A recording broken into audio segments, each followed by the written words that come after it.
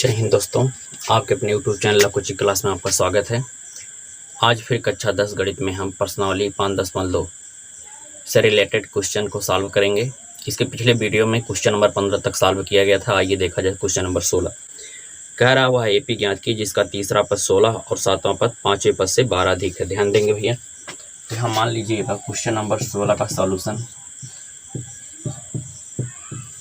माना प्रथम पद ए और सर्वांतर डी है, इतना मान लिया जाए। ठीक भैया। पहला शर्त कह रहा है कि तीसरा पद T3 का मान कितना दिया है, 16 दिया है। T3 को लिख सकते हैं a + 2d बराबर 16, समीकरण नंबर 1 भाई। और कह रहा है सातवां पद पांचवें पद से 12 अधिक है। सातवां पद T7 पांचवें पद से 12 अधिक है। यदि पांचवें पद में 12 जोड़ दिया जाए तो सातवें पद की हो जाएगा बराबर। ठीक भैया।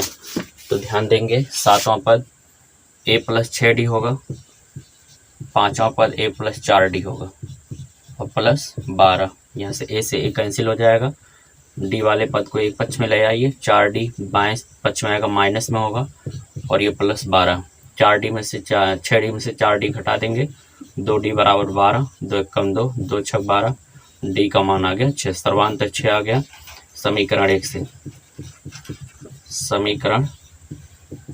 1 से आपको a का मान प्राप्त होगा। a + 2 × d का मान 6 रख दीजिए और बराबर 16। a + 6 दूनी 12 बराबर 16। a बराबर 16 - 12 बराबर 4। a का मान कितना आ गया, 4। a और d का मान जब मालूम होता है तो समांतर श्रेणी बनाना सिखाया गया था। समांतर श्रेणी का पहला पद होता है, दूसरा a + d, तीसरा a + 3d। इस प्रकार से AP प्राप्त करेंगे। तो पहला पद ये होगा, दूसरा a + d, तीसरा पद a + 2d, चौथा पद a + 3d और ये डॉट डॉट चलता रहेगा। तो a का मान 4, 4 + 6, d का मान 6 रखा गया। a का मान 4 + 2 × 6, 4 + 3 × 6 और ये plus dot dot in AP समांतर श्रेणी में होगा। ये हो जाएगा 4, 6 × 4 10, 6 दूनी 12 4, 12 4 कितना हो जाएगा 16 और फिर 6 × 3 = 18 4 22। इस प्रकार से चलता जाएगा। ये आपका AP प्राप्त हो गया। ये इसका आंसर। विश्वास है क्वेश्चन नंबर 16 का सलूशन समझ में आया। आइए देखा जाए क्वेश्चन नंबर 17। क्वेश्चन नंबर 17 ध्यान देंगे।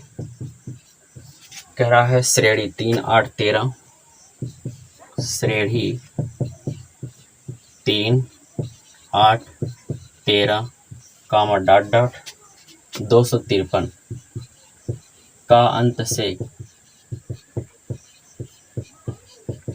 से 20वां पद। ध्यान देंगे भैया। अंत से 9वां पद का फार्मूला लिखाया गया था नोट में, फिर से लिख देते हैं। अंत से 9वां पद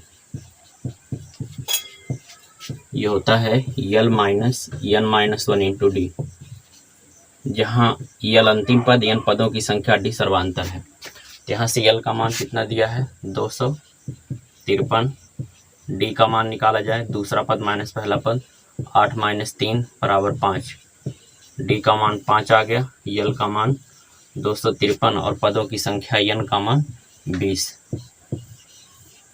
ये तो दिया भैया। अंत से 9वां पद बराबर L - n - 1 × d। तो अंत से 20वां पद, अंत से 20वां पद कितना हो जाएगा, 253 - 20 - 1 × d का मान 5। तो ये 253 - 19 × 5, 253 19 × 5 = 95। 253 में से 95 घटाया जाए, 13 में से 5 घटाएंगे 8, 14 में से 9 घटाइए 5, 158। अंत से 20वां पद कितना आ गया, 158। 58। विश्वास है कि क्वेश्चन नंबर 17 का सॉल्यूशन भी आपको समझ में आया। आइए देखा जाए क्वेश्चन नंबर 18। क्वेश्चन नंबर 18 कह रहा है किसी एपी के चौथे और 8वें पद का योग 24 दिया है। क्वेश्चन नंबर 18 देखा जाए। इस सवाल में दिया है चौथा पद और 8वां पद दोनों का योग 24 दिया है। चौथा पद होता है a + 3d, 8वां पद होता है a + 7d बराबर 24। a में a जोड़ेंगे 2a आएगा और 7 और 3 यानी 10d बराबर 24। दो कॉमन कर सकते हो, a + 5d बराबर 24। 2 से भाग जाएगा 12 मिलेगा, तो a + 5d बराबर 12 समीकरण नंबर 1। यहाँ तक कोई समस्या नहीं है ना भाई। फिर आगे कह रहा है छठा और 10वें पद का योग 44 है। छठा पद और 10वां पद T10 दोनों का योग कितना है? 44 है। छठा पद कितना होगा? a + 5d और 10वां पद a + 9d बराबर 44। a में a जोड़ेंगे 2a + 9 5 14d बराबर 44। दो कॉमन कर लिया जाए, a + 7d बराबर 44। 2 जाएगा भाग इधर देगा तो 22 मिलेगा, तो a + 7d बराबर 22। इसे समीकरण नंबर 2 मान लिया जाए। आगे क्या कह रहा है? कह रहा है एपी के प्रथम 3 पद निकालना है ना, तो ए और डी को हल करके निकाल लिया जाए। विलोपन विधि का प्रयोग कर देते हैं। विलोपन विधि से समीकरण 1 में से 2 को घटाया जाए तो a + 5d बराबर 12 और यहाँ पर a + 7d बराबर 22। ये माइनस प्लस माइनस हो गए, प्लस माइनस से कैंसिल हो गया। 7 बड़ा है, 7 में से 5 घटा दीजिए 2d बराबर 22 बड़ा है, माइनस 22 में से 12 घटाएंगे 10, माइनस माइनस कैंसिल, 2 1 कम 2 5 6 10, तो d का मान आ गया 5। समीकरण 1 से a का मान निकाल लेते हैं। समीकरण 1 से a + 5d, 5 × d का मान 5 बराबर 12, a + 25 बराबर 12, a बराबर 12 - 25 बराबर -13। a का मान आ गया -13। प्रथम 3 पद ज्ञात करना था, यहाँ से इसका प्रथम पद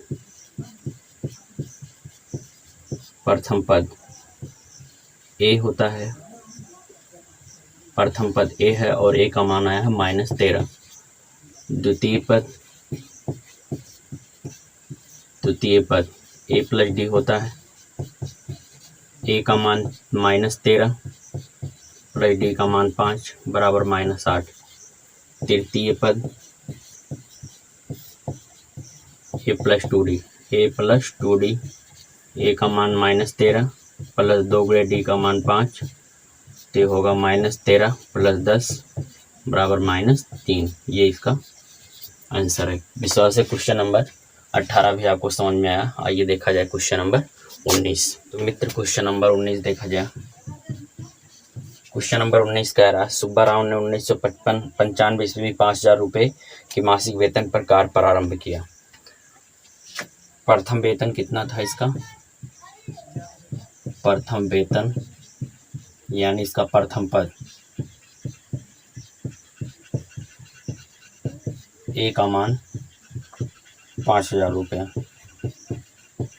ठीक भैया। इसके बाद कह रहा प्रत्येक वर्ष 200 रुपये की वेतन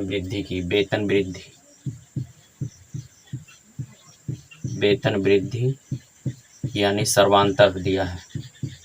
सर्वांतर डी का मान कितना दिया है? 200 रुपया। कन्फर्म हुआ भैया।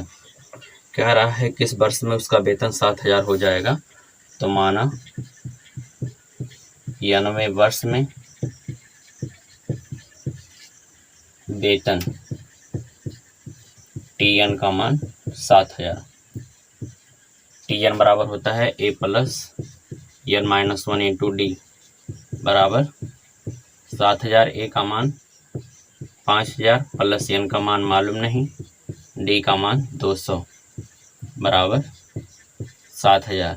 यहाँ से n का मान निकालना है, 5000 जाके घट जाएगा, n माइनस 1 गुणे 200 बराबर 7000 माइनस 5000, ये हो जाएगा 2000।